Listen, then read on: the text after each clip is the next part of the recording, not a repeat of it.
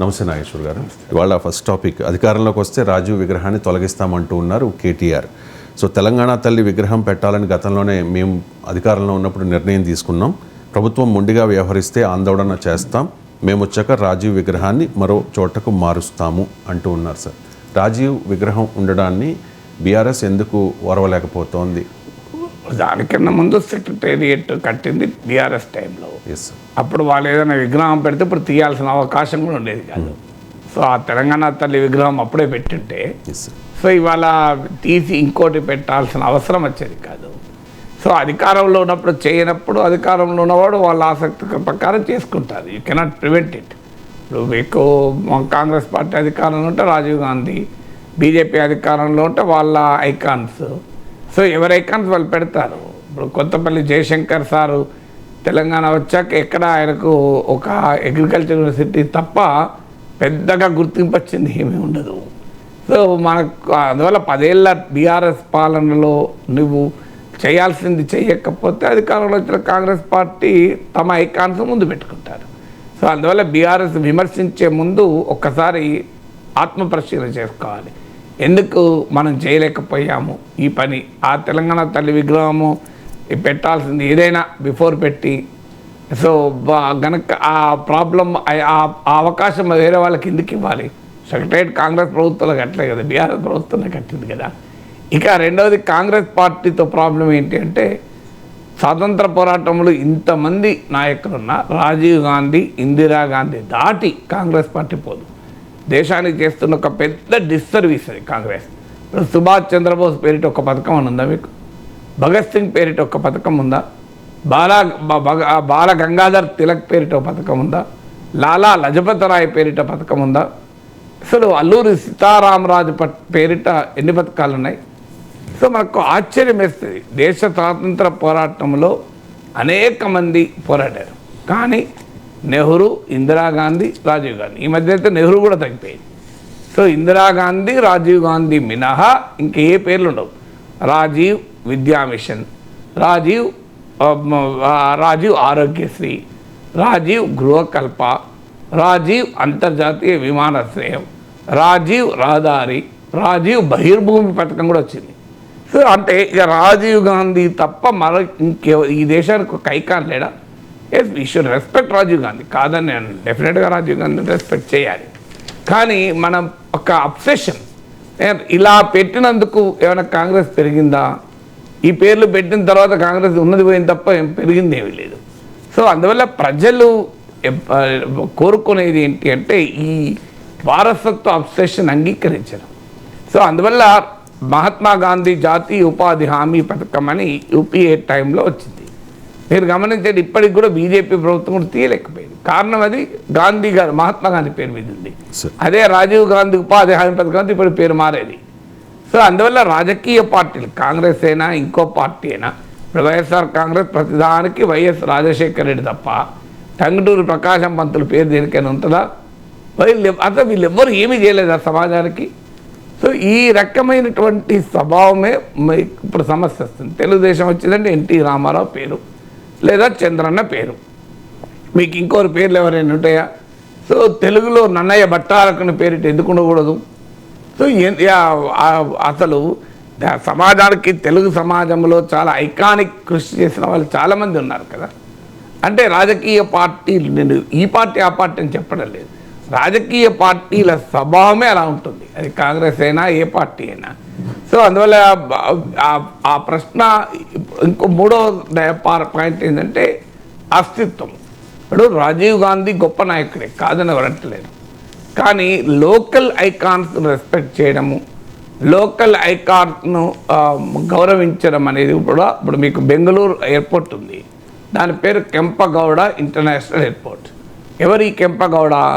కెంపగౌడ బెంగళూరు నిర్మాత, బెంగళూరు నగర నిర్మాతగా ఆయనకు పేరు. సో ఆయన పేరిట కెంపగౌడ ఇంటర్నేషనల్ ఎయిర్పోర్ట్ ఉంది. ఇక్కడ కూడా మళ్ళీ మనకు రాజీవ్ గాంధీ ఇంటర్నేషనల్ ఎయిర్పోర్ట్ పెట్టుకున్నాం తప్ప ఓ తెలుగు సమాజానికి ఒక ఐకానిక్ కృషి చేసినటువంటి ఒక నాయకుడి పేరు ఎందుకు పెట్టలేకపోయాము? సో అందువల్ల ఈ ప్రశ్న అనివార్యంగా వస్తుంది. కానీ ఇంటర్నేషనల్ ఎయిర్పోర్ట్ పేరు మార్చగలిగితే బీఆర్ఎస్ వాళ్ళు 10 ఏళ్ళు అధికారంలో ఉండే, ఎందుకు మార్చలేదు? అందువల్ల అది అంత సులభం కాదు. కానీ ఒకసారి పెట్టిన తర్వాత విగ్రహాలు తీయాలి అంటే మళ్ళీ అవమానించినట్లు, ఆ నాయకుని అగౌరవపరిచినట్లు ఉంటుంది. ఆ పరిస్థితి తెచ్చుకోకూడదు. ఎందుకంటే అధికారంలో ఉన్నవారు ఒక రాజకీయ దార్శనికతను ప్రదర్శించాలి. సో అందువల్ల రాజీవ్ గాంధీ విగ్రహము అంటే రాజీవ్ గాంధీ ఆదర్శంగా తీసుకునే రాజకీయ పార్టీ పాలించవచ్చు, కానీ తెలంగాణ ఐకానిక్ సింబల్స్ ఉండడం వల్ల అది ఇంకా ఎక్కువ అడ్వాంటేజ్గా ఉంటుంది.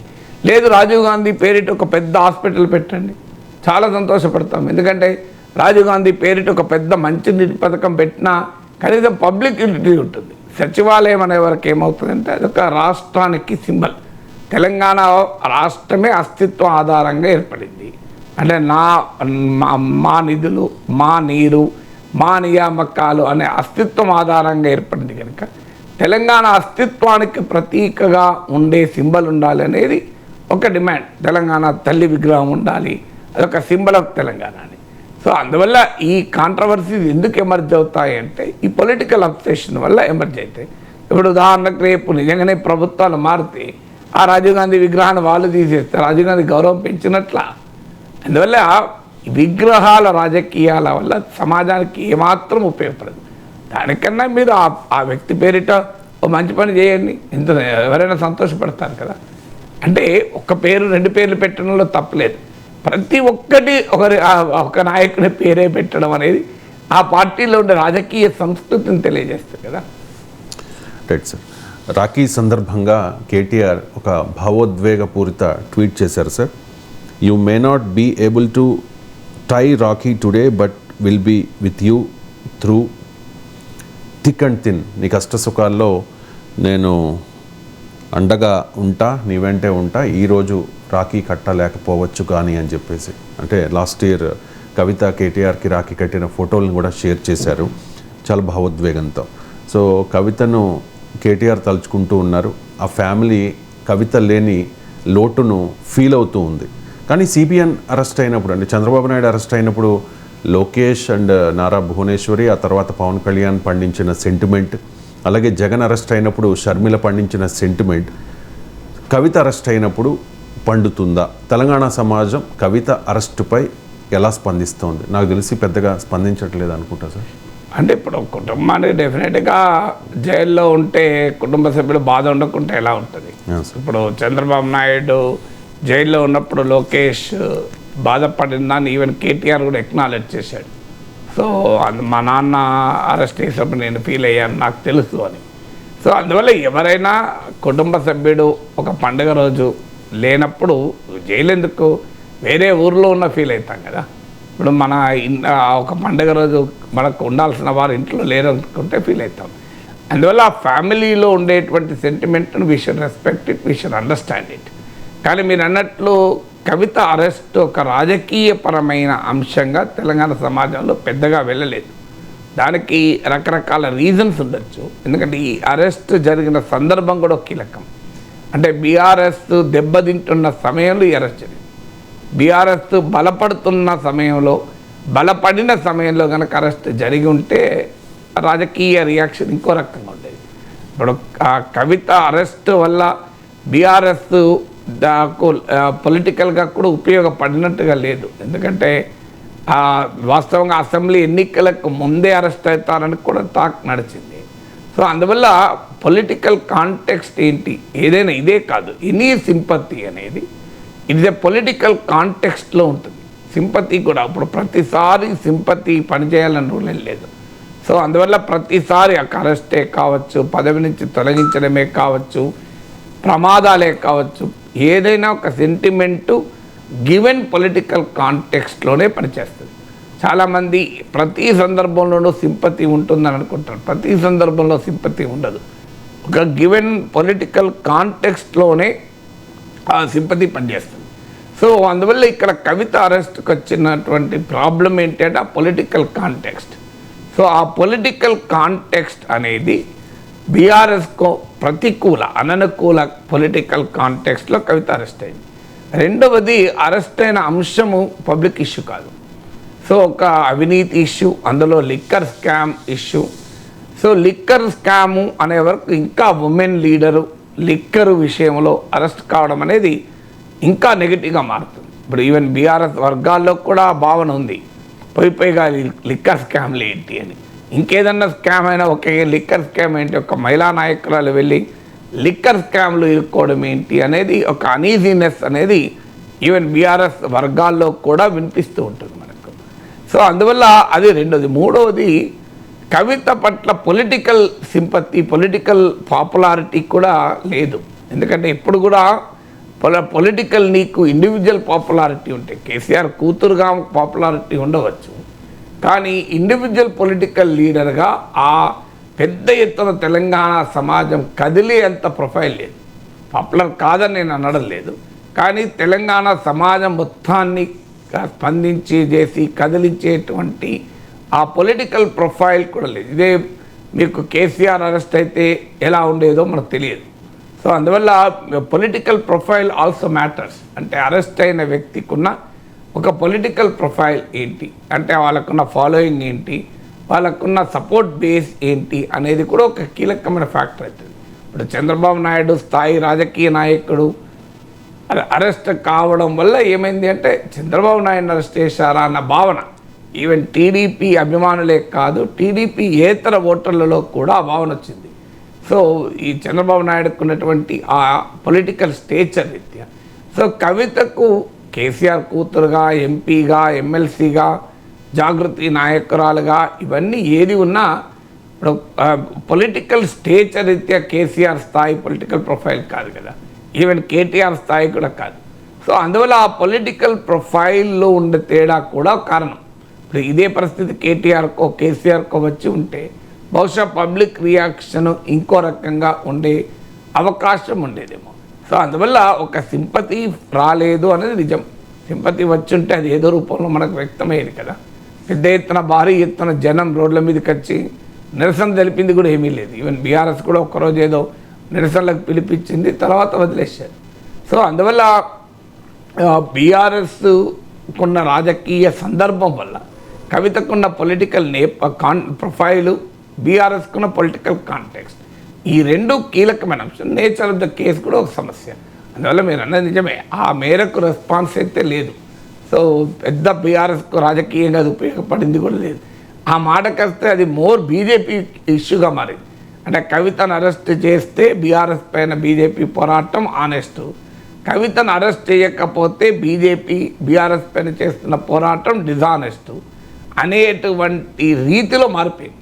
సో బీజేపీ నిజాయితీకి కవిత అరెస్ట్ ఒక పరీక్షగా భావించారు తప్ప, సో బీజేపీ సీరియస్గా బీఆర్ఎస్ యొక్క ప్రతిష్టకి ఇది పరీక్షగా మారలే. బీజేపీ బీఆర్ఎస్ సంబంధాలను అంచనా వేయడానికి కవిత అరెస్ట్ ఒక కొలబద్దగా మారింది.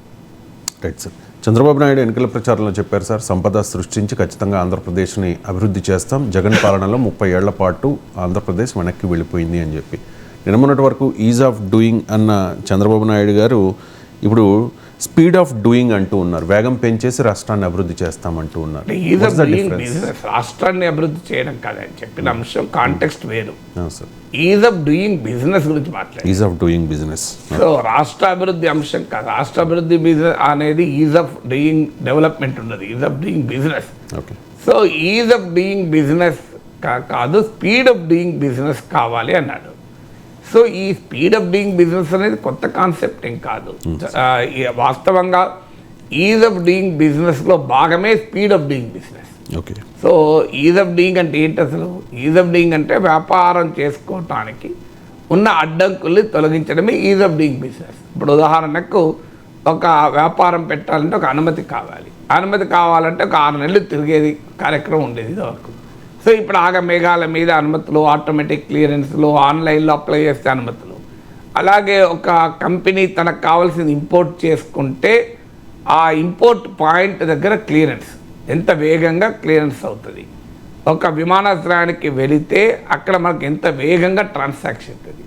సో ఈ బిజినెస్ లావాదేవీల ట్రాన్సాక్షన్ ఇప్పుడు మీకు ఈజ్ ఆఫ్ డూయింగ్ బిజినెస్లో భాగంగా లాజిస్టిక్స్ ఎఫిషియన్సీ, ఒక సరుకు ఉత్పత్తి అయిన సరుకును ఎంత వేగంగా మార్కెట్కి తీసుకెళ్ళవు. అందువల్ల ఇవన్నీ కలిపితే is of doing business. So is of doing business అనే కాన్సెప్ట్ లిబరలైజేషన్ తర్వాత చాలా పాపులర్గా ముందొచ్చింది. ఎందుకంటే బిజినెస్ అనేది డైరెక్ట్ కాదు.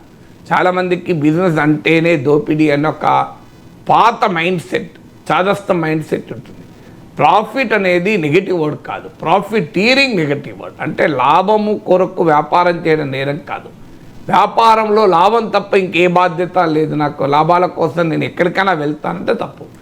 అందువల్ల పోస్ట్ లిబరలైజేషన్ థింకింగ్లో వచ్చిన మార్పు ఏంటంటే బిజినెస్, క్యాపిటల్, ఇన్వెస్ట్మెంట్ ఈ పదాలకు pre liberalisation socialist economy mind సెట్లో ఉన్న నెగటివ్ కనటేషన్ పోయి ఇది బిజినెస్ అనే బయటకు ఒక పాజిటివ్ కానిటేషన్ వచ్చింది. ఇక్కడ బిజినెస్ జరిగితేనే ప్రాస్పెరిటీ పెరుగుతుంది. నీకు ట్రేడ్ లేకుండా, పెట్టుబడి లేకుండా, ఇన్వెస్ట్మెంట్ లేకుండా సంపద ఎలా సృష్టించబడతారు? సో అందువల్ల business is a part of a development process. So అందువల్ల ఈ బిజినెస్ను ఫెసిలిటేట్ చేయాలి అని ఒకప్పుడు ప్రభుత్వాలు కమాండ్ రోల్ ప్లే చేసేవి, ప్రభుత్వాలు ఇన్స్పెక్టర్ రోల్ ప్లే చేసేది వ్యాపారాలపైన.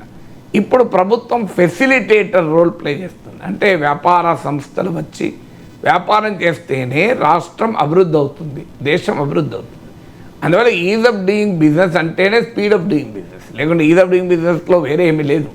చాలా వేగంగా, సులభంగా వ్యాపారం చేసుకోవటానికి ప్రభుత్వం కల్పించేటువంటి వ్యవస్థాగత ఏర్పాట్లనే ఈజ్ ఆఫ్ డూయింగ్ బిజినెస్ అంటారు. So is of doing business includes speed of doing business, includes ఈ సులభంగా ఎలా వ్యాపారం చేయాలి, ఈజీగా ఎలా బిజినెస్ చేయగలగాలి అనేది ఈజ్ ఆఫ్ డూయింగ్ బిజినెస్. ఈ కాన్సెప్ట్ వాస్తవంగా స్పీడ్ ఆఫ్ డూయింగ్ బిజినెస్సే కాదు, అసలు ఎంత స్పీడ్తో బిజినెస్ చేయాలి అని 25 ఏళ్ల క్రితం బిల్ గేట్స్ ఒక బుక్ రాశాడు, business at the speed of thought అని. 25 years క్రితం బిల్ గేట్స్, కాలిన్స్ హెమింగ్వే అనే అతను ఇద్దరు కలిపి ఒక చాలా ఆసక్తికరమైన బుక్ 1999లో రాశారు. నాకు ఆశ్చర్యం వేస్తుంది, నాకు ఇప్పటికి 25 ఏళ్ల కింద చదివాను బుక్. అది సరిగ్గా కంటెంట్స్ మొత్తం పూర్తిగా గుర్తులేవు, కానీ ఆశ్చర్యం వేస్తుంది. అందులో కామర్స్ ఒక పార్ట్ ఉంది. అందులో ఆ రోజుల్లో ఇంటర్నెట్ చేంజెస్ ఎవ్రీథింగ్ అని ఒక చాప్టర్ ఉంది. ఇది 1999లో. ఇవాళ మీరు ఆలోచించండి, internet change everything or not. ఒకప్పుడు మనము హోటల్కి వెళ్ళి భోజనం చేయాలి, ఇవాళ ఇంటర్నెట్ పుణ్యమాని స్విగ్గీలో, జొమాటోలో మనం తెచ్చుకుంటున్నాం. ఒకప్పుడు ఒక సరుకులు కొనాలంటే షాప్కి వెళ్ళి 1 గంట 2 గంటలు పట్టేది, లేదా వీధి పక్కన షాప్లో కొనాలన్నా 20 నిమిషాలు పట్టేది. ఇవాళ ఇంటర్నెట్తో, జెప్టోతో, మీకు బ్లింకెట్లతో, క్విక్ కామర్స్తో వితిన్ ఆర్డర్ ఇచ్చిన 5 నిమిషాలు 10 నిమిషాల్లో ఇంటికి వస్తుంది. సో ఒకప్పుడు సినిమా థియేటర్కి వెళ్ళే సినిమా చూడాలి, ఇవాళ ఇంటర్నెట్ పుణ్యమా అని చెప్పి ఇంట్లో కూర్చొని నెట్ఫ్లిక్స్లో, అమెజాన్ ప్రైమ్లో, హాట్స్టార్లో చూడగలుగుతున్నాం. సో ఆశ్చర్యం వేస్తుంది, 25 years క్రితం bill gates internet changes everything అని కామర్స్ అనే పార్ట్లో రాశారు, business at the speed of thought అనే బుక్లో. 1996లో మన దేశంలో ఇంటర్నెట్ వచ్చింది. నాకు గుర్తు, ఇంటర్నెట్ వచ్చింది ఫస్ట్ మంత్ నేను ఎనాలిసిస్ అనే మ్యాగజైన్ అప్పుడు స్టార్ట్ చేశాను. ఫస్ట్ ఇష్యూలోనే సెంటర్ స్ప్రెడ్ చేశాను, కంప్యూటర్ ఆధారిత సమాచార రహదారి ఇంటర్నెట్ అని. అప్పటికి ఇంకా తెలుగు పత్రికల్లో కూడా ఇంటర్నెట్ గురించి వార్తలు లేవు. సో అందుకే నాకు అంత ఖచ్చితంగా గుర్తు, 96 సెప్టెంబర్లో నేను ఆ పత్రిక లాంచ్ చేసి 10 ఏళ్ళు నడిపాను ఆ పత్రిక. సో 1996 సెప్టెంబర్లో ఆర్టికల్ వేసాం ఫస్ట్ టైం ఇంటర్నెట్ వచ్చినప్పుడు. 1999లో ఈ బుక్, అంటే 98లో రాశాడు, బహుశా ఒక 1 year ముందని రాయాలి కదా. సో ఆశ్చర్యం వేస్తే అప్పటికి ఇంటర్నెట్ 1999లో ఏమీ లేనప్పుడు అండ్ ఇంటర్నెట్ చేంజెస్ ఎవ్రీథింగ్ అన్నాడు. సో అందులో చాలా ఆసక్తికరమైన బిజినెస్ కాన్సెప్ట్ చెప్పాడు, middle men should make a value addition అని. సో మన వ్యాపార సంస్థలు మీరు చూడండి, అనేక మంది ఏ వాల్యూ అడిషన్ చేయకుండా పనిచేస్తుంటారు. వాళ్ళ వల్ల అదనపు ప్రయోజనం ఏమీ ఉండదు, చేస్తూనే ఉంటారు, ఎందుకు చేస్తారో తెలియదు. అదనపు ప్రయోజనం ఉందా లేదా అనడానికి వాళ్ళు ఉన్నా లేకపోయినా పని నడిచింది అనుకోండి. సో వాల్యూ అడిషన్ ఉండదు, మెకానికల్గా రొటీన్గా చేస్తూనే ఉంటారు చేసిన పని. అందుకే వ్యాపార సంస్థలు నడవు. సో అందుకు ఏమన్నాడంటే middle men should make a value addition అన్నాడు. తర్వాత అందులో మీకు నో యువర్ నెంబర్స్ అన్నాడు. ఫర్ ఎగ్జాంపుల్, అంటే మీ గణాంకాలపైన మీ గ్రిప్ ఉండాలి మీ వ్యాపారం అని. ఇవాళ మీరు గమనించండి, మొత్తం ప్రపంచమంతా బిగ్ డేటా చుట్టూ నడుస్తుంది. So data engineering, data sciences, data processing అంతా డేటా చుట్టూ నడుస్తుంది. Data is the new oil అంటున్నారు. 25 years క్రితం బిల్ గేట్స్ రాశాడు నో యువర్ నెంబర్స్ అన్నాడు. నీ నెంబర్ తెలియదు నువ్వు వ్యాపారం చేయలేవు అన్నాడు. తర్వాత మీకు ఇంకొక ఆసక్తికరమైన కాన్సెప్ట్ కూడా చెప్పాడు, మేక్ పీపుల్ థింక్ అన్నాడు. మన సంస్థల్లో పనిచేసే వ్యాపార సంస్థల్లో చాలామంది ఆలోచించారు. రొటీన్గా చెప్పింది చేస్తూ ఉంటారు పనులు. కానీ ఒక సంస్థ వ్యాపార సంస్థ సక్సెస్ కావాలంటే ప్రతి ఒక్కడు ఆలోచించగలగాలి.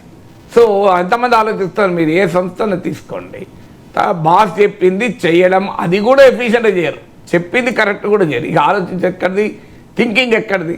So companies and corporate organisations should be bunch of thinking people. ఆలోచించే ప్రజలతో నిండాలి. ఆలోచించే ప్రజలతో ఎక్కడుంటారో మనం చెప్పింది ఎగ్జిక్యూట్ చేయడమే సరిగ్గా చేయరు, ఇంకా ఆలోచించడం ఎక్కడిది? సో ఆ థింకింగ్ కల్చర్ ఉండాలి ఒక వ్యాపార సంస్థలో అన్నాడు. మేనేజ్ యువర్ ఇన్ఫర్మేషన్ ఫ్లోస్ అన్నాడు. Create a network of learning communities అన్నాడు. ఎంత అద్భుతమైన కాన్సెప్ట్ చూడండి. మీరు బిజినెస్ను ఇన్ఫర్మేషన్ టెక్నాలజీ ఇంటగ్రేట్ చేయాలన్నాడు. Have a web lifestyle అన్నాడు. ఇవాళ మీరు గమనించండి, ఒక చిన్న షాప్ పెట్టుకుంటాడు కూడా నాకు వెబ్సైట్ ఉంది అంటున్నాడు, నాకు వాట్సాప్లో బిజినెస్ అకౌంట్ ఉంది అంటున్నాడు. ఇది ఇవాళ అంటున్న 25 years క్రితం అసలు ఆ కాన్సెప్ట్ వెబ్ అంటే తెలియదు ఎవరికి. Have a web lifestyle అన్నాడు. ఒక బిజినెస్ సంస్థకు వెబ్ లైఫ్ స్టైల్ ఉండాలి అన్నాడు. ఇవాళ ఉందా లేదో మీరు గమనించండి. ఆర్డినరీ షాప్ కూడా వెబ్సైట్ ఉంటుంది, డైనమిక్కో స్టాటిక్కో ఏదో ఒక వెబ్సైట్ అయితే ఉంటుంది. సో ప్రతి ఒక్కరికి ఒక వాట్సాప్ బిజినెస్ అకౌంట్ ఉంటుంది. చిన్న వీకెండ్ చిన్న షాప్లకు కూడా బిజినెస్ అకౌంట్లు ఉంటాయి. సో అందువల్ల have a web lifestyle అన్నాడు. సో ఇన్ఫర్మేషన్ టెక్నాలజీని బిజినెస్ని ఇంటగ్రేట్ చేయడం ద్వారా అద్భుతాలు చేయొచ్చు అని ఆ బుక్లో రాశాడు. బిజినెస్ హ్యావ్ నో బార్డర్స్ అన్నాడు. వ్యాపారాలకు సరిహద్దులు ఉండవు అన్న చెరిపేయండి అన్నాడు. ఇవాళ అవునా కాదా మీరు చూడండి, ఇవాళ మన వ్యాపారం అనేది ప్రపంచవ్యాప్తమైందా లేదా? మీరు ఇక్కడ కూర్చొని వరల్డ్లో ఎక్కడికైనా నువ్వు సప్లై చేయొచ్చు. అమెరికాలో బుక్ చేస్తే ఒక బొకే, ఒక పూల మా అమ్మ 80వ జన్మదినం జరిపాం. ఎక్కడ మా అన్నయ్య డాలాస్లో ఉన్నాడు, అక్కడ ఆయన ఒక పుష్పగుచ్చాన్ని బుక్ చేస్తే ఇక్కడ మా ఇంటికి వచ్చి మా అమ్మకి ఇచ్చిపోయారు. ఇక్కడ బిజినెస్కి ఏమైనా బార్డర్స్ ఉన్నాయా? కస్టమర్ ఎక్కడున్నాడు? బుక్ చేసిన కస్టమర్ వేల కిలోమీటర్ల దూరంలో అమెరికా ఉన్నాడు. కస్టమర్ రిసీవ్ చేసుకునే వారు ఎవరున్నారు? హైదరాబాద్లో ఉన్నారు. సో ఈ రెండింటిని ఎలా కలిపింది? టెక్నాలజీ కలిపింది. అందుకే బిల్ గేట్స్ ఆ బుక్లో బిజినెస్ యాజ్ నో బార్డర్స్ అన్నాడు. సరిహద్దులు దాటి వ్యాపారం చేయాలి అన్నాడు. సో అందువల్ల ఈ బిజినెస్ ఇవాళ Chandrababu Naidu speed of doing business నిజం మనం వెల్కమ్ చేయాలి. ఖచ్చితంగా ఈ ఆధునిక గ్లోబల్లీ కాంపిటేటివ్ ఏజ్లో ఏ పని బిజినెస్సే కాదు, అక్కడ బిజినెస్ అంటే వ్యాపారం అనే కాదు. బిజినెస్ అనే పదానికి ఇంగ్లీష్లో చాలా పదాలకు మనం పరిమితమైన అర్థంలో చూస్తాం. ఇప్పుడు పురుషుడు అంటే మగవాడు అనే అర్థంలో చూస్తాం. కానీ మీకు పౌరాణిక ఆధ్యాత్మిక పరిజ్ఞానంలో పురుషుడు అంటే మానవుడు అని, పురుష ప్రయత్నం అంటే అర్థం, పురుషార్థం అంటే అర్థం పురుషుడని కాదు, అక్కడ మనిషి మ్యాన్ అంటాం ఇంగ్లీష్లో. Man should do man Animal conflict అంటాం, అంటే పురుషులకు జంతువులకు మధ్య ఘర్షణ కాదు అక్కడ. మ్యాన్ అంటే మానవుడే, man includes women. So man does not have separate gender ఉండదు. సో అందువల్ల బిజినెస్ అంటే అక్కడ అర్థం వ్యాపారం అనే కాదు, ప్రభుత్వం తన రోజువారీ వ్యవహారాలకు it's also part of the business. So what business అనే దానికి లాభ నష్టాలతో కూడిన వ్యాపారం అన్న పరిమిత మీనింగ్లో చూడాల్సిన అవసరం లేదు. అందువల్ల గవర్నమెంట్ టచ్ యువర్ కస్టమర్ అన్నాడు ఈ పుస్తకంలో. అలాగే government should go to the people అన్నాడు. ఇది 99లో అన్నాడు. నిజంగా అప్పుడు ఆ రోజుల్లో మీకు గుర్తుండే ఉంటుంది, చంద్రబాబు నాయుడు ఈ సేవా కేంద్రాలు పెట్టిన సమయం అది. అదొక అద్భుతమైన ఇన్నోవేషన్ కదా. అందుకే ఇప్పటికీ చంద్రబాబు నాయుడుకి ఇన్ఫర్మేషన్ టెక్నాలజీ విషయంలో అంత పేరు ప్రఖ్యాతులు ఉండడానికి కారణం టెక్నాలజీని ఉపయోగించి ప్రభుత్వాన్ని ప్రజల వద్దకు తీసుకెళ్లే ఒక ప్రయత్నం ఇప్పుడు జరిగింది. సో అందువల్ల ఖచ్చితంగా స్పీడ్ ఆఫ్ డూయింగ్ బిజినెస్ అవసరం. బిల్ గేట్స్ చెప్పేది ఆ స్పీడ్ ఎంత ఉండాలి కూడా చెప్పాడు. స్పీడ్ ఆ business at the speed of thought అన్నాడు. ఆలోచనల వేగంతో వ్యాపారం చేయండి అన్నాడు. ఇది చేయగలిగేది పాసిబిలిటీ ఏంటంటే ఇన్ఫర్మేషన్ టెక్నాలజీ, ఇన్ఫర్మేషన్ నెట్వర్క్ని బిజినెస్ని ఇంటగ్రేట్ చేయాలన్నాడు. ఇవాళ మీరు గమనించండి, మనకు ఒక ఇంట్లో చీరల వ్యాపారం చేసుకునే సాధారణ గృహిణి కూడా ఏం చేస్తుంది? తన కస్టమర్లతో వాట్సాప్ గ్రూప్ ఫామ్ చేస్తుంది. ఆ బిల్ గేట్స్ 25 ఏళ్ళ కింద రాశాడు, ఇన్ఫర్మేషన్ నెట్వర్క్స్ ఉండాలి అన్నాడు. మీకు నెట్వర్కింగ్ వల్ల అవుతుంది అన్నాడు. ఇవాళ వ్యాపారం అంతే కదండి. మీకు ఇవాళ మా కమ్యూనిటీలో మాకు దోశ ఇడ్లీ పిండి కూడా ఒక నెట్వర్క్ ఉంటుంది. కొత్తగా ఏదైనా పిండి రుబ్బడంతో అందులో పెడతారు. ఇంకో tomorrow appam, day after tomorrow uttapam, రేపు ఇడ్లీ అని అవసరం ఉన్న వాళ్ళు అలా ఆర్డర్ చేస్తారు. So this is the networking. The power of networking ఎంత ఎఫెక్టివ్గా పనిచేస్తుందో చూడండి. అందువల్ల నాకు 25 years క్రితం చదివిన పుస్తకం. సో ఈ స్పీడ్ ఆఫ్ డూయింగ్ బిజినెస్ అని వార్త చూసినప్పుడు ఐ ఫెల్ట్ హ్యాపీ. కరెక్ట్, అది చంద్రబాబు నాయుడు చెప్పింది నిజం. ఈజ్ ఆఫ్ డూయింగ్ బిజినెస్లో భాగమే speed of doing business. But దాన్ని ఎంఫసైజ్ చేసి చెప్పాడు, స్పీడ్ ఆఫ్ డూయింగ్ బిజినెస్సే కాదు, స్పీడ్ ఆఫ్ డూయింగ్ ఎవ్రీథింగ్ ఉండాలి. అయితే అక్యురసీ ఉండాలి, అలాగే ఎఫిషియన్సీ ఉండాలి, ఎథిక్స్ ఉండాలి. ఆ మూడు కలిపినప్పుడే ఆ స్పీడ్కి ఉపయోగం ఉంటుంది. స్పీడ్ పేరిట వార్త తప్పుడు వార్త రాస్తే ఆ స్పీడ్ కాదు, సరైన వార్త రాయాలి, స్పీడ్తో రాయాలి. సో అందువల్ల దేశము ఆధునిక ఎకానమీలో అభివృద్ధి కావాలంటే స్పీడ్ ఆఫ్ డూయింగ్ బిజినెస్ ఉండాల్సిందే. Right sir. మరోవైపు చెప్తూ ఉన్నారు, ప్రతి నియోజకవర్గంలో కూడా పబ్లిక్ ప్రైవేట్ పార్ట్నర్షిప్తో పీపీపీ విధానంలో హాస్పిటల్స్ని అభివృద్ధి చేస్తాం, హాస్పిటల్స్ని ఏర్పాటు చేస్తాము అని చెప్పేసి. సో ఈ పబ్లిక్ ప్రైవేట్ పార్ట్నర్షిప్ అనేది శ్రేయస్కరమా అంటే public private partnership, public private partnership. Public అంటే ఏంటి? గవర్నమెంట్ పని ఏంటి? ప్రైవేట్ పని ఏంటి? ప్రైవేట్ పనిలో లాభం ఉంటుంది, గవర్నమెంట్ పనిలో లాభం ఉండదు. వీళ్ళిద్దరు కలిస్తే ఏమవుతుంది? లాభం ఉంటుందా ఉండదా? దానికి ఆన్సర్ చెప్పాలి మొదలు. సో గవర్నమెంట్ అంటేనే పబ్లిక్ సర్వీస్, లాభాపేక్ష గవర్నమెంట్ ఆలోచించదు.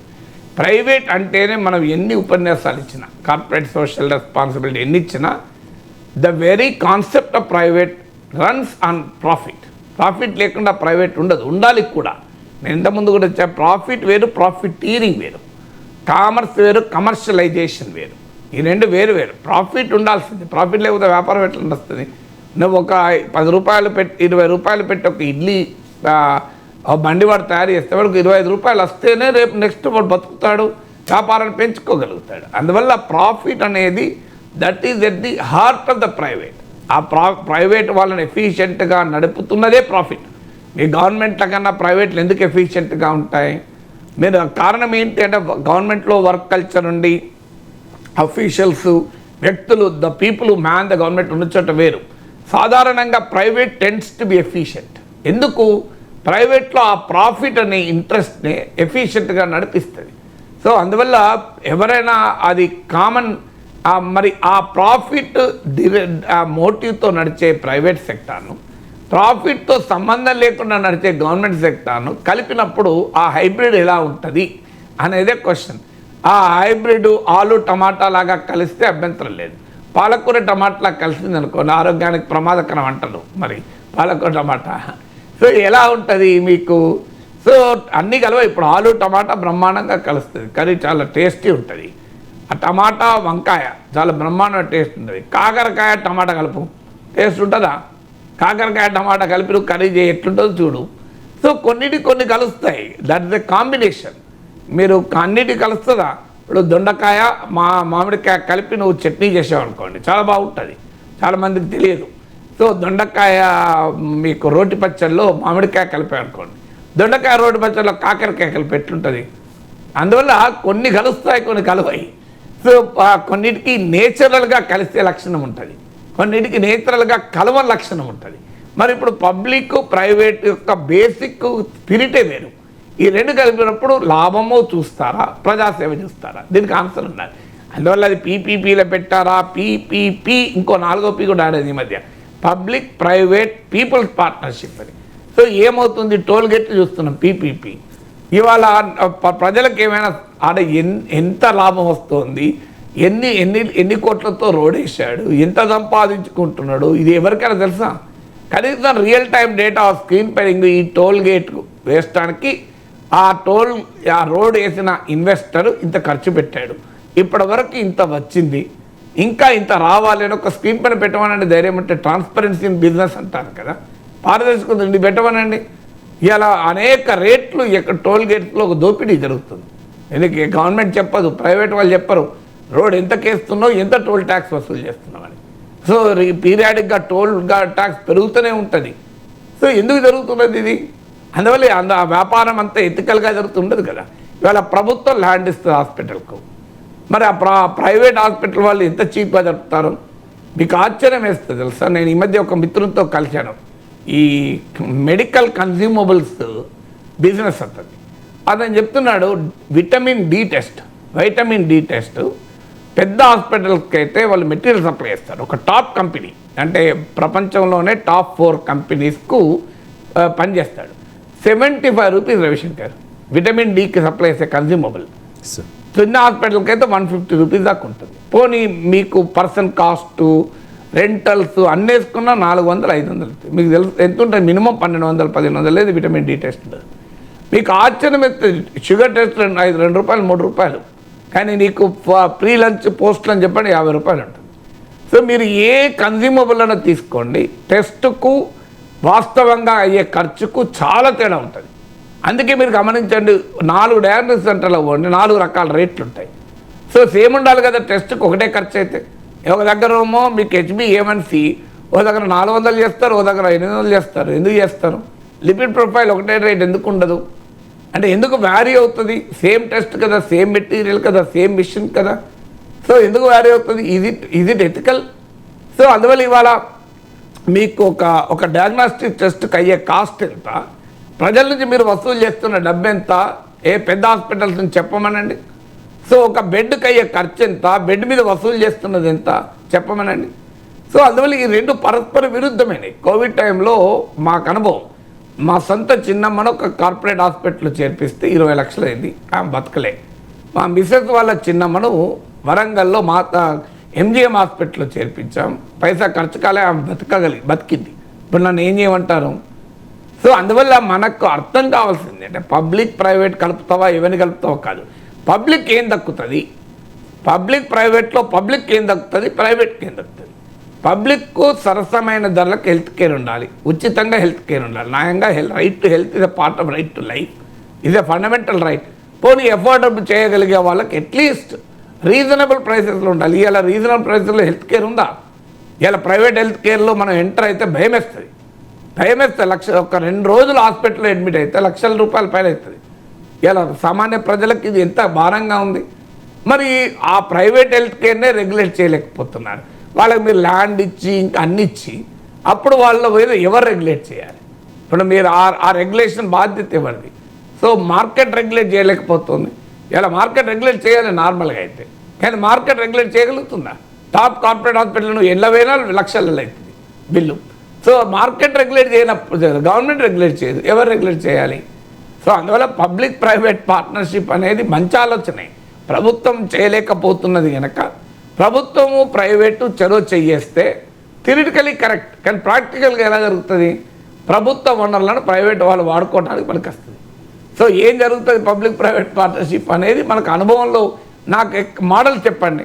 ఇప్పుడు చంద్రబాబు నాయుడు అంటున్నాడు కాన్స్టిట్యున్సీకి ఒక PPP hospital, show me 1 PPP hospital దేశం మొత్తం మీద which is providing health care at reasonable price, చౌకగా ప్రజలకు అందిస్తున్న ఏదైనా ట్రస్ట్ హాస్పిటల్ లేదా ఏదైనా ఒక అంటే లాభాపేక్ష లేకుండా ఉన్నటువంటి హాస్పిటల్స్ ఉన్న చోట వేరు. అలాంటి వాటికి మీరు సహకరించినా కొంత అర్థం ఉంటుంది. కొన్ని హాస్పిటల్ ట్రస్టులు ఉంటాయి, వాళ్ళు ఏమీ డబ్బులు ఆశించకుండా చేస్తారు. సో అలాంటి హాస్పిటల్స్ ఉన్న చోట ఐ కెన్ అండర్స్టాండ్. కానీ ప్యూర్ ప్రైవేట్ హాస్పిటల్స్ వాళ్ళు చేసేది వ్యాపారం, వీళ్ళు చేసేది ప్రజాసేవ, రెండిట్లో కలుస్తాయి. వ్యాపారం ఎథికల్గా చేయగలిగితే చాలు, వ్యాపారం రీజనబుల్ ప్రాఫిట్తో చేయగలిగితే చాలు, ప్రాఫిట్ వద్దని కాదు. వ్యాపారమే అనెథికల్గా జరుగుతుంది అన్నది ఆవేదన కదా. అందువల్ల ఇంకో ఈ మోడల్ ఉంది, ఇంకో ఈ PPPలో పెట్టడం వల్ల ప్రజలకు ఈ మేలు జరిగింది, ప్రభుత్వ ఆసుపత్రి కన్నా మేలు జరిగింది అని చూపెడితే మనం ఆహ్వానించుదాం. ఐడియాలజికల్ డాగ్మాటిజం అవసరం లేదు, దానికి సైద్ధాంతిక పైత్యమే అవసరం లేదు. అల్టిమేట్గా ప్రజలకు లాభం అవుతుందా లేదా అనేది. సో డెఫినెట్గా విశాఖపట్నంలో ఉన్న కింగ్ జార్జ్ హాస్పిటల్ లేదు ఇంకో హాస్పిటల్తో కంపేర్ చేసి కింగ్ జార్జ్ గవర్నమెంట్ హాస్పిటల్ అనుకుంటున్నా, నాకు గుర్తున్నంత వరకు KGH గవర్నమెంట్ కదా.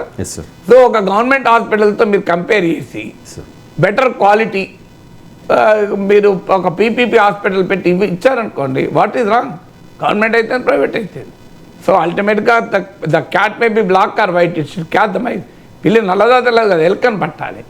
సో నాకు ప్రభుత్వ ఆసుపత్రుల్లో అందుతున్న వైద్య సేవల కన్నా చౌకగా మెరుగ్గా చౌకగా ఉండదు, ఎట్లాగో ప్రభుత్వానికి వస్తుంది, కనీసం మెరుగ్గా సరసమైన ధరలకైనా హెల్త్ కేర్ ఇవ్వగలుగుతారు. అది కూడా కాన్స్టిట్యున్సీ లెవెల్. కాన్స్టిట్యున్సీ లెవెల్ అంటే సామాన్యులు వస్తారు, పేదలు వస్తారు, మరి వాళ్ళు ఆ భారం మోయగలరా? వాళ్ళకి ఏ రకంగా ఉంటుంది? Let there be some model, some blue print. ఇంకో ఈ పీపీపీ హాస్పిటల్లో బ్లడ్ షుగర్ టెస్ట్ 10 రూపాయలు చేస్తాం, పెట్టమనండి. ఇంకో ఇక్కడ ఎక్స్రే 25 రూపాయలు చేస్తాం, దీనికి ఇంత ఖర్చు అవుతుంది. విటమిన్ డి టెస్ట్ 200 రూపాయలు చేస్తాం, పెట్టమనండి. కనీసం వీల్ వెల్కమ్ ఇట్. సో ప్రభుత్వమే అన్ని చేయాలి అంటే ప్రభుత్వానికి కెపాసిటీ ఉండాలి. ప్రభుత్వం ఆసుపత్రులు అనేదే ఫస్ట్ ఆప్షన్.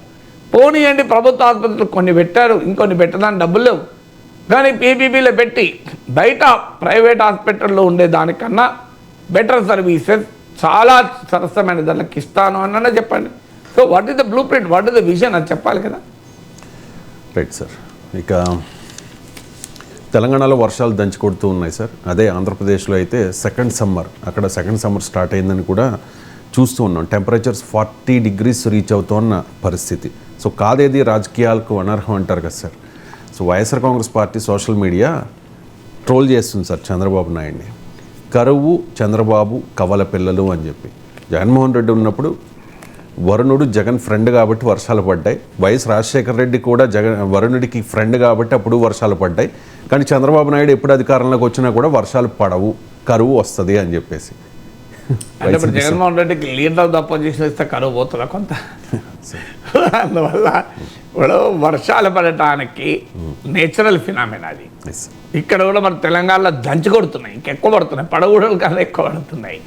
సో అందువల్ల అల్టిమేట్గా వర్షాలు పడటానికి ప్రాతిపదిక ఏంటో సైన్స్ తెలిస్తే ఈ రకమైన మూర్ఖత్వం ఉండదు. సో ఇది సింపుల్ మూర్ఖత్వం. కొన్నిసార్లు యాక్సిడెంటల్గా ఇప్పుడు ఒక పని చంద్రబాబు నాయుడు అధికారంలోకి రావడము, ఆ వర్షాభావ పరిస్థితులు రావడం, ఎందుకంటే వర్షాభావ పరిస్థితులు ఎల్నీనో లానీనో ఇలాంటి అనేక ఫ్యాక్టర్స్ ఉంటాయి. సో మీకు జాగ్రఫికల్ ఫ్యాక్టర్స్ అనేక ఫ్యాక్టర్స్ ఉంటాయి. సో ఈ ఫ్యాక్టర్స్ని బట్టి ఉంటుంది. సో అందువల్ల అల్టిమేట్గా ఆ ఫ్యాక్టర్స్ నేచురల్ ఫ్యాక్టర్స్ తప్ప పర్సనల్ ఫ్యాక్టర్స్, పొలిటికల్ ఫ్యాక్టర్స్ ఉండవు కదా. రాజకీయాలను బట్టి వర్షాలు పడవు కదా. అలాంటైతే చంద్రబాబు నాయుడు అంతా వర్షాలు పడవని జగన్మోహన్ రెడ్డి ప్రైమ్ మినిస్టర్ చేస్తే మొత్తం దేశం అంతా వర్షాలు పడతాయా? సో అందువల్ల ఇది రాజకీయంగా యాక్సిడెంటల్గా జరిగితే దాన్ని చంద్రబాబు నాయుడు వచ్చినప్పుడల్లా వర్షాలు పడలేదని ఎట్లా చెప్పగలం? ఆ డేటా కూడా ఉందా? పోనీ ఆయన 14 ఏళ్ళు చీఫ్ మినిస్టర్గా ఉన్నాడు, 14 ఏళ్ళు వర్షాభావ పరిస్థితులు ఉన్నాయా? పోనీ ఆ డేటానే కరెక్ట్ ఉండాలి. ఒకవేళ ఉన్నా కూడా అది ప్రాతిపదిక కాదంటే జగన్మోహన్ రెడ్డి ఉన్నప్పుడు వర్షాభావ పరిస్థితులు ఎక్కడ రాలేదా? సో అందువల్ల ఇట్స్ అబ్సల్యూట్లీ అన్సైంటిఫిక్. ప్రజల్ని పార్టీలు రాజకీయ నాయకులు అశాస్త్రీయంగా ఆలోచింపజేయడం. భారత రాజ్యాంగం ఏం చెప్తుంది? స్పిరిట్ ఆఫ్ సైంటిఫిక్ ఎంక్వైరీ ఉండాలంటారు. సో అలాంటి చంద్రబాబు నాయుడు రాకకు వర్షాలు, కరువులు, మాన్సూన్, ఋతుపవనాలు, గ్లోబల్ వార్మింగ్, క్లైమేట్ చేంజ్కి ఏం సంబంధం అండి? సో అసలు ఎలాంటి సంబంధం లేదు కదా. యాక్సిడెంటల్గా ఎప్పుడో ఒకసారి జరిగితే దాన్ని ఆధారంగా చేసుకుని సిద్ధాంతీకరణ చేయడం అనేది పూర్తిగా అర్థరహితం. సో అందువల్ల రాజకీయాలకు వాతావరణానికి ఏం సంబంధం? Right sir. ఇక సెలబ్రిటీలు జాతకాలు చెప్పే వేణుస్వామిని సోషల్ మీడియాలో నెటిజన్లు విపరీతంగా ట్రోల్ చేస్తూ ఉన్నారు సార్. దానికి కారణం ముఖ్యంగా జగన్మోహన్ రెడ్డి మళ్ళీ గెలుస్తాడు అని చెప్పి వేణుస్వామి చెప్పడం, అది కరెక్ట్ కాకపోవడం, ఆ తర్వాత వేణుస్వామి ఇక జీవితంలో జాతకాలు చెప్పను అని చెప్పి పవన్ కళ్యాణ్ అభిమానులను వేడుకోవడం, ఆ తర్వాత మళ్ళీ ఆయన జాతకాలు స్టార్ట్ చేయడం. రీసెంట్గా నాగ చైతన్య శోభిత నిశ్చితార్థం అయితే ఆయన మళ్ళీ జాతకం చెప్పేశారు సార్ వాళ్ళిద్దరు కూడా విడాకులు తీసుకోబోతూ ఉన్నారు అని చెప్పేసి. సో చాలామంది నాగార్జున ఫ్యాన్స్కి కూడా కోపం వచ్చింది. వాళ్ళు కాల్ చేశారు. ఆ కాల్ చేసిన తర్వాత ఆ ఆడియో కూడా వైరల్ అయింది. దాంతోపాటుగా 2019లో జగన్మోహన్ రెడ్డి అధికారంలోకి వస్తారు అని చెప్పి వేణుస్వామి చెప్పిన మాట వాస్తవం. అప్పుడు తగిలింది. ఇప్పుడు కూడా అదే చెప్పారు, కానీ ఇప్పుడు తగలలేదు. అండ్ సమంత, నాగ చైతన్య వీళ్ళిద్దరు కూడా విడాకులు తీసుకుంటారని చెప్పి గతంలో చెప్పింది ఓకే అయింది. కాబట్టి దాన్ని బేస్ చేసుకుని మళ్ళీ ఈయన చెప్పే ప్రయత్నం చేశారు. ఒక ఫ్యాను ఫోన్ చేశారు సార్ వేణుస్వామి వాళ్ళ ఆఫీస్కి ఆ కాన్వర్జేషన్ ఒకసారి విద్దాం. మాట్లాడుతున్నారు? ఇది నేను తిరుపతి నుంచి అండి. ఓకే, ఈ నెంబర్ కి మెసేజ్ చేయండి. మీ పేరు, మీరు ఉండే ఏరియా, నార్మల్ టెక్స్ట్ మెసేజ్ చేయండి. అపాయింట్మెంట్ ఉండే ఒక రోజు ముందు మేమే మీకు కాల్ చేసి ఇన్ఫార్మ్ చేస్తాం, అప్పుడు వచ్చి కలవాలి. అవునా, ఎంత అండి వేణుస్వామి గారికి అపాయింట్మెంట్ కి? ఒకరికి 10,000 అండి. డేట్ ఆఫ్ బర్త్, టైం ఉండాలి. అవునా, 10,000 అండి? అవునండి. తగ్గించుకోరా అండి, తగ్గేది ఏం లేదండి. అవునా, ఓకే. ఏమండి, హలో హలో చెప్పండి. ఒకవేళ ఆయనకి మేము జాతకం చెప్పాలంటే మాకెంత ఇస్తాడు ఆయన? అట్లేం ఉండదండి. ఆయనకి మేము చెప్తాం జాతకం. మంచి సార్, మంచి చెప్పుకోండి. అదే చెప్పండి, మాకు ఫోన్ చేయకండి అలాంటప్పుడు. నాకు వాట్సాప్ చేయమని చెప్పండి. వాడిని అవసరం లేదు, నేను ఎందుకు చేస్తా భయ్? ఫోన్ చేసినావు, మాట్లాడు. నువ్వు ఫోన్ చేసింది నాకు, నువ్వు చేసినావు ఫోన్, నేను చేయలేదు. మాకు అవసరం లేదు, కాబట్టి నువ్వు చేసినావురా భయ్. జనాలకి ఎవరు అవసరం లేదు. పెళ్లి చేసుకుంటే వాళ్ళ బతుకులు ఆడుకుంటున్నాడు వాడు. ఇప్పుడు ఎవడు ఆడుకున్నాడు? ఇప్పుడు అడిగారు ఏం వాస్తవము, డిసప్పాయింట్ అవుతారు ఒక నెగిటివ్ విషయం చెప్తే. రైట్ సార్, ఒకసారి చెప్పింది జరిగింది, ఇంకోసారి చెప్పింది జరగలేదు. ఆమెమి జాతకాలు చెప్పడం కాదు, రిసెప్షనిస్ట్ అనుకుంటా, లేకపోతే కాలర్. ఆ అమ్మాయి పైన అటాక్ చేస్తే ఏమొస్తుంది. కానీ ఇందులో ఫండమెంటల్ క్వశ్చన్ ఏంటంటే, ఆమె ఒక ఇంట్రెస్టింగ్ మాట ఉన్నది, అవసరం నీది అన్నది. అంటే డిమాండ్ అండ్ సప్లై.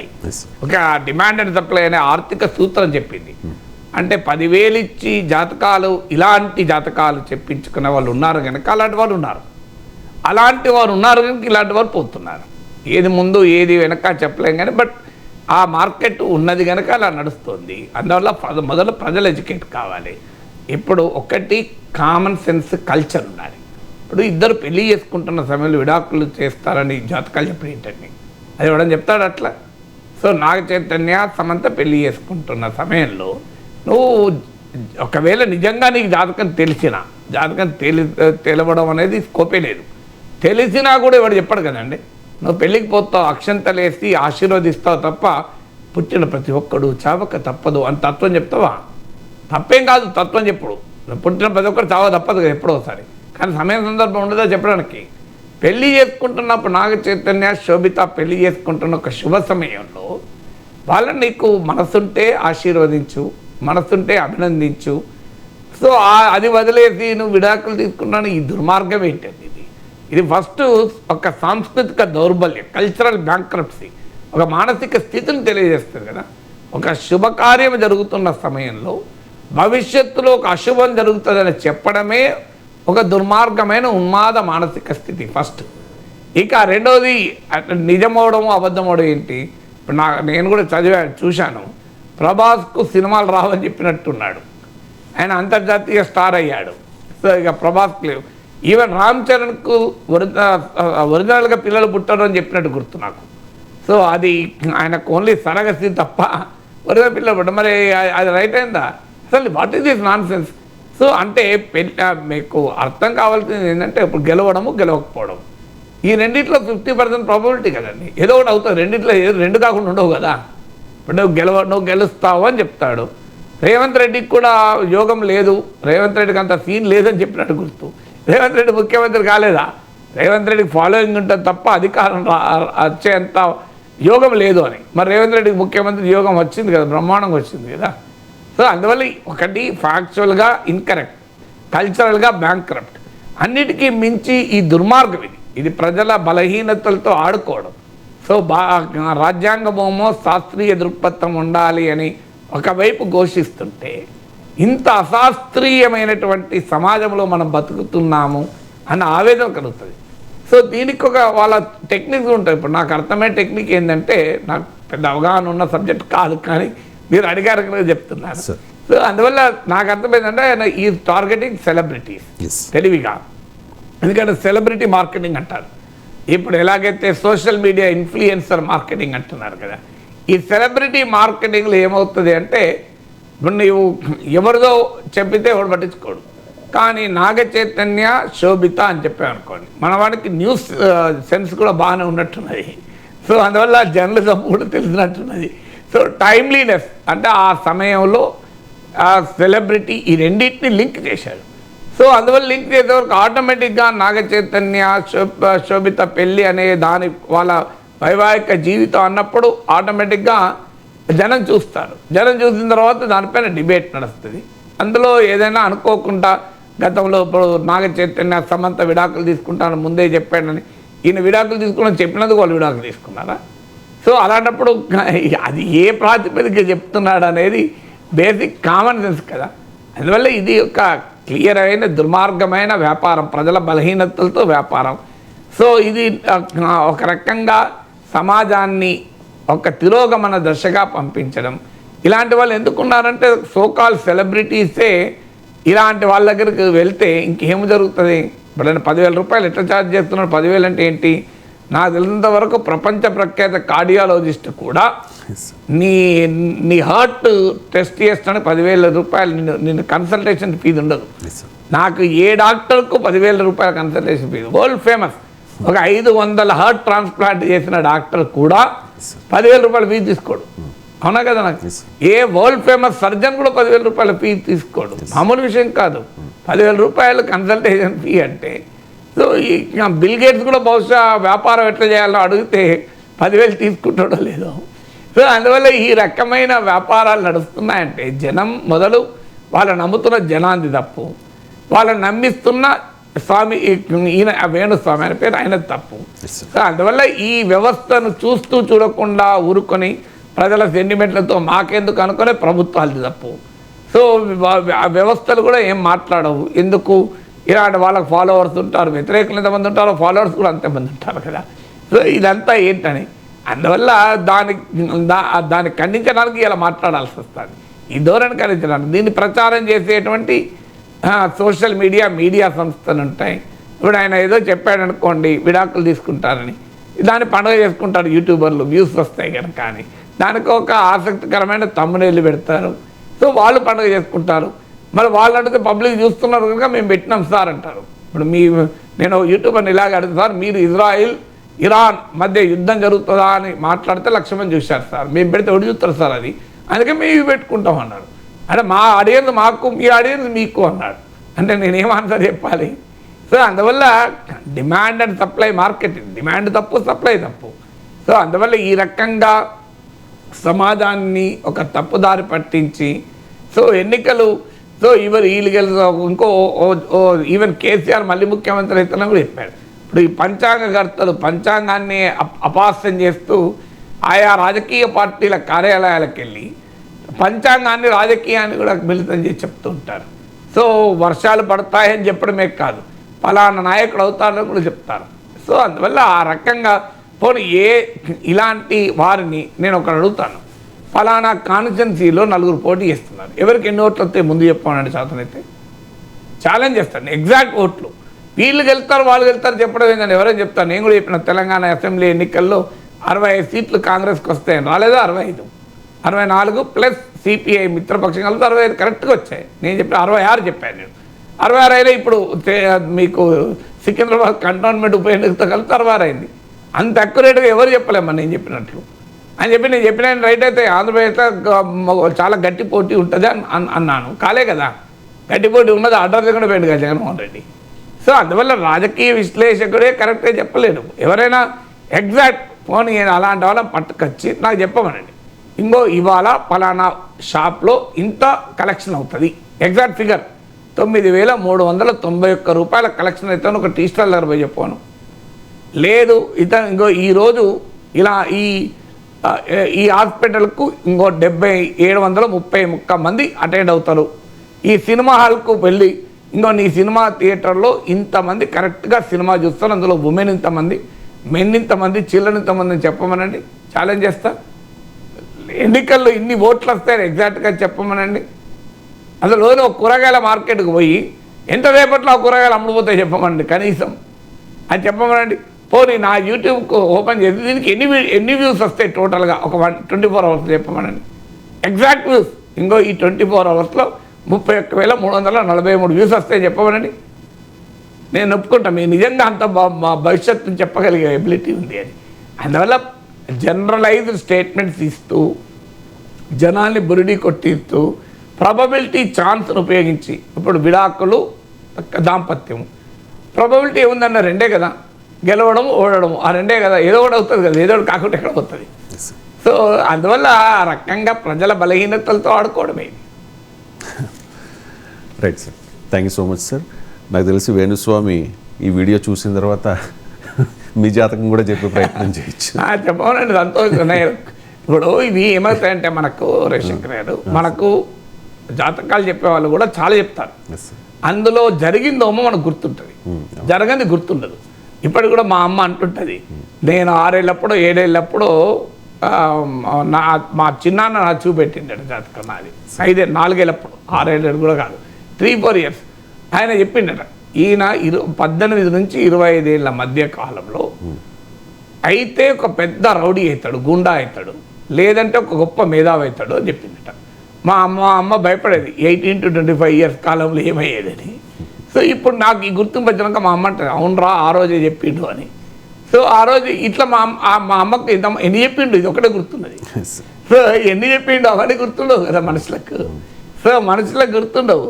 సో అందువల్ల మనకు ఏమవుతుంది అంటే జరిగింది గుర్తుంటుంది, ఆ జరగని గుర్తు. తర్వాత వీళ్ళు వేగంగా చెప్తారు, వేగంగా చెప్పేటప్పుడు ఏమవుతుందంటే ఎక్కడో చోటది కలుస్తుంది, కలవకుండా ఉండదు కదా. ఇప్పుడు మనకు వాతావరణం చెప్పినట్లు, సో రాష్ట్రం అంతా చిదురు ముదురు జల్లులు కురవచ్చు, కొన్ని చోట్ల ఒక మాదిరి నుంచి భారీగా కులవచ్చు, వాతావరణం మేఘావృతమై ఉండవచ్చు, కొన్ని చోట్ల ఎండ కూడా ఉండవచ్చు. నేను ఛాలెంజ్ చేస్తే ఈ వాతావరణం ఉంటుంది ఇవాళ చూడండి మీరు, ఇది కలవదా ఈ వాతావరణం, మీరు 100% చెప్పగలుగుతాను. ఈ వాతావరణం ఎక్కడో కానీ సింక్ అవుతుంది. ఇప్పుడు నేను అన్ని చెప్పినా కదా, చల్లులు చెప్పిన, భారీ వర్షం చెప్పిన, ఎండగొట్టుడు చెప్పిన, సో ఒక మాదిరి వర్షం చెప్పిన, ఇలా ఏదో ఒకటి అవుతుంది, కాకుండా ఎక్కడ పోతుందండి. సో అందువల్ల ఇలా చెప్పచ్చు, ఎవరైనా చెప్పచ్చు. నేను కూడా చెప్తా జాతకం, మీ జాతకం చెప్పండి, చెప్పగలుగుతా. ఈ రకంగా ఎందుకు చెప్పలేము.